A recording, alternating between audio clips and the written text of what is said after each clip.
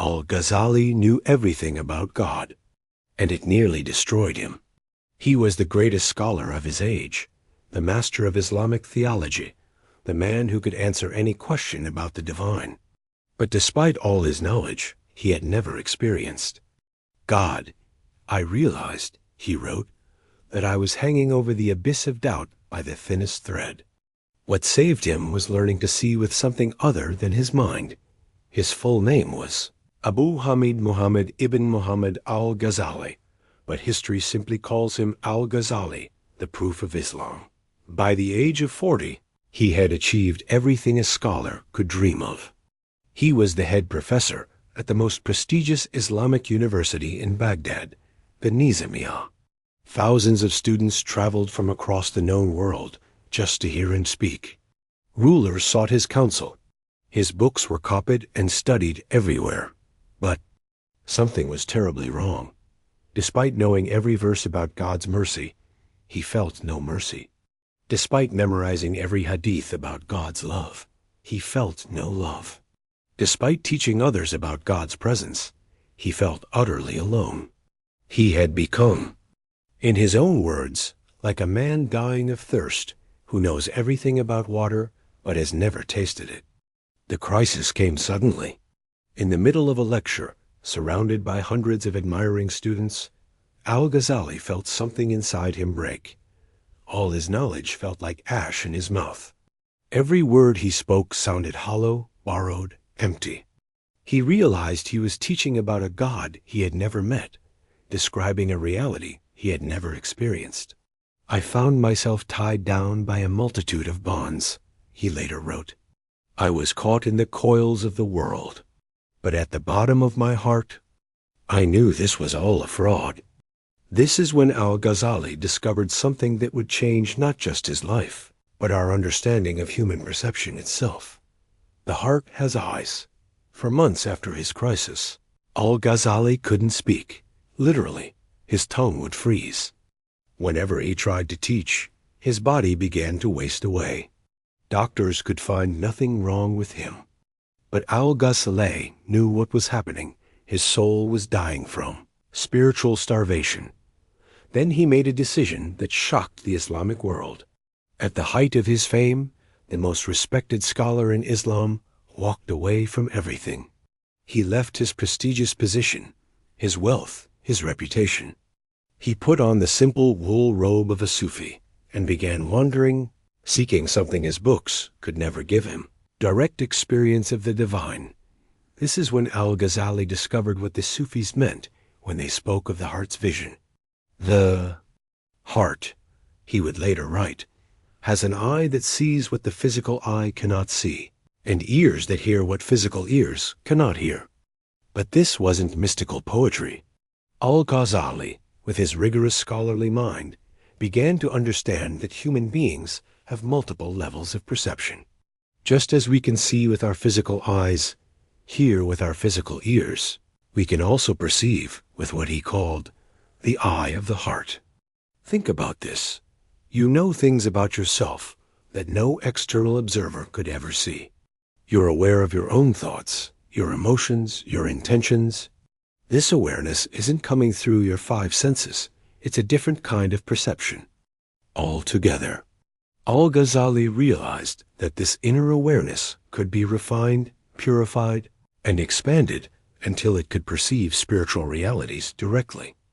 Between you and God, he discovered, there are 70,000 veils of light and darkness. But the purified heart can see through every veil. But how does one purify the heart's vision? Al-Ghazali spent years learning this from the Sufi masters. He discovered that just as physical eyes can be clouded by cataracts, the heart's vision can be clouded by what he called the rust of the soul, pride, greed, anger, envy, and most of all, the ego's constant commentary. The heart is like a mirror, he wrote. When it's polished, it reflects the divine light. When it's rusty, it reflects only the world. This is why most people, despite being surrounded by signs of the divine, see nothing. Their heart's mirror is so covered with the dust of daily concerns, the rust of ego-driven desires that divine light cannot penetrate. But Al-Ghazali discovered that this wasn't permanent. The heart could be polished. The vision could be cleared. And when it was, a completely different reality became visible. During his wandering years, Al-Ghazali began to practice what the Sufis call muraqabah meditation, but not the kind that empties the mind. Rather, it's the practice of turning the heart's attention inward, away from the constant stream of external impressions, toward the source of awareness itself. I spent 2 years learning to be silent, he wrote, not just outwardly, but inwardly. And in that silence, I began to see. What did he see? Al-Ghazali describes experiences that sound impossible to the rational mind, but are reported consistently by mystics. Across cultures, the direct perception of divine presence, the immediate. Knowledge of spiritual truths, the ability to see the sacred dimension that underlies physical reality. I saw that what I had been calling the world was like a shadow cast by a reality infinitely more beautiful, he wrote. And I saw that what I had been calling myself was like a wave that had forgotten it was part of the ocean. But here's what makes Al-Ghazali unique among mystics. He never abandoned his scholarly rigor. He insisted that this heart vision wasn't opposed to reason, it was reason's fulfillment.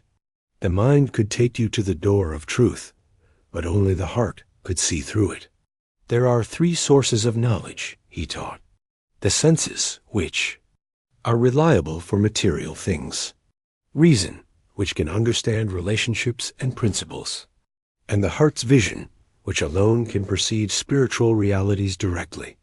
This is why Al-Ghazali could return to teaching after his wandering years, but now with a completely different approach. He no longer taught about God as a distant object of study. He taught from direct experience, helping others develop their own heart vision.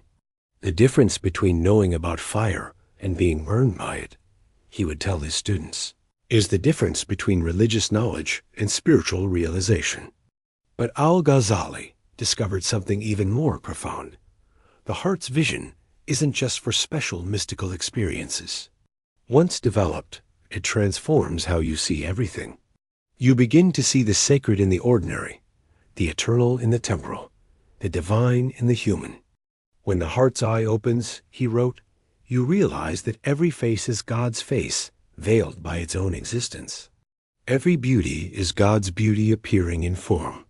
Every love is God's love knowing itself through separation and reunion.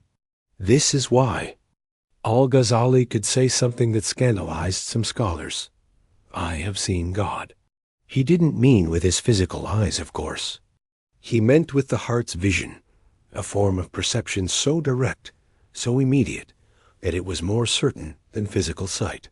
The heart sees without distance, he explained. It doesn't look at God from the outside, it recognizes God from within. But perhaps Al-Ghazali's most practical discovery was this. The heart's vision can be cultivated by anyone. It's not a special gift for a chosen few. It's the natural capacity of human consciousness, waiting to be uncovered. Every human being, he taught, is born with the heart's eye, but it becomes covered over by the concerns of this world. Spiritual practice is simply the removal of these coverings. What are these coverings? Al-Ghazali identified them precisely. The ego's constant need to be right, the mind's addiction to control, the heart's attachment to temporary things, and most subtly, the assumption that you are separate from what you seek, the greatest veil. He discovered, is the eye that thinks it needs to find God. When this eye becomes transparent, you realize that God was never hidden. You were just looking in the wrong direction. This is remarkably similar to what we explored in our previous videos about Ibn Arabi's mirror and Rumi's hidden in plain sight teaching. Al-Ghazali adds the crucial element, how to actually develop the perception that recognizes these truths. Directly, Sufism, he taught, is not a philosophy to believe in. It's a vision to develop. Al-Ghazali outlined specific practices for polishing the heart's mirror. regular remembrance of God, dhikr, which gradually shifts attention from the ego to the divine, contemplation of divine qualities, which attunes the heart to recognize these qualities everywhere, and most importantly, what he called self-accounting, the honest examination of one's own motivations and attachments. Watch your heart, he advised, like a careful gardener watches his garden. Remove the weeds of negative emotions, water it with remembrance, and be patient. The flowers of spiritual vision bloom in their own time. But Al-Ghazali made a crucial distinction. The goal isn't to have extraordinary experiences.